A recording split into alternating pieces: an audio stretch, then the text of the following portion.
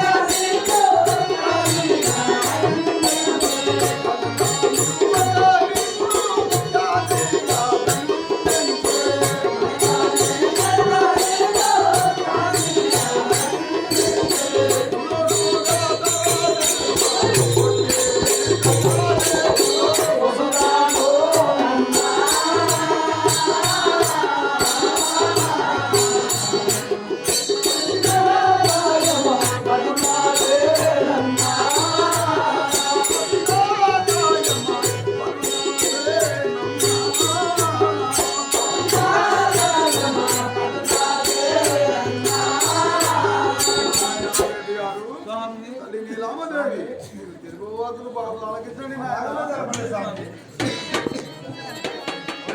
భాగ్యము బాటయనుకు చెప్పేవారు కానీ వారు మానవులు నాయన. మరి కొందరు బుద్ధి తప్పిని చెప్పు గుర్తులు చెప్పేవారు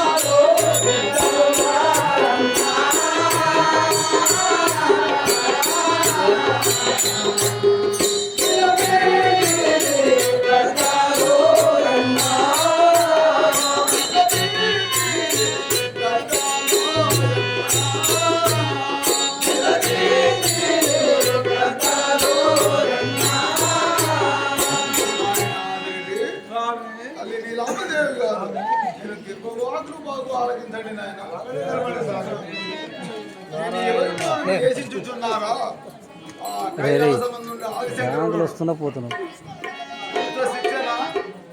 రచన కొరకై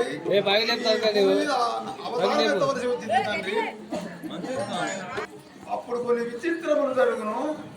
అగ్ని వర్షం కురిసి జనులు తప్పింపుల ఎదురు ఒకరికొకరు కానక దేశ తిమ్మురుగా తిరుగుతున్నాయన. అది కాక పశువులు ఆకాశం చూసి అంబారి అరుసును భూమి పిల్లపిల్ల రగులుడు చేట భయంకరమైన శబ్దములు వచ్చి ఆ శబ్దము మీద జనులు ఆంకారాలు చేసేది నాయన. శ్రీశైలమందున్న బసవేశ్వరుని కంఠంలో నీరు కారును, శ్రీశైలమందున్న భ్రమరాంబ ఆలయంలో ఒక ముసలి వచ్చి 3 దినముల నుండి మేకవల అరసి ఆదృశ్యమైపోవును. అదిగాక తాడిపట్టులో మేక మనుషులతో మాట్లాడును. శ్రీశైల మల్లికార్జునుని నిప్పులు రగును. తిరుపతి కొండపై తురుకలు చిందులు దొక్కుదురు. అదిగాక మక్కా మసీదులో తిరిగి పంది జన్మించును. ఈ విచిత్రములను చూసిన జనులు మమ్మల్ని విపరీతంగా ఏళ్ళ చేయరు నాయన. హరిమాయిది అని తెలియక కరువుల చేత భయంకరమైన బాధలు అనుభవించారు తండ్రి. దేశ దిమ్మలై తిరుగుదురు నాయన. ఆదిరెడ్డి తల్లి నీ రామదేవి గారు జరగబోయే మీద మణికొత్తి తెలిపి వినండి నాయన.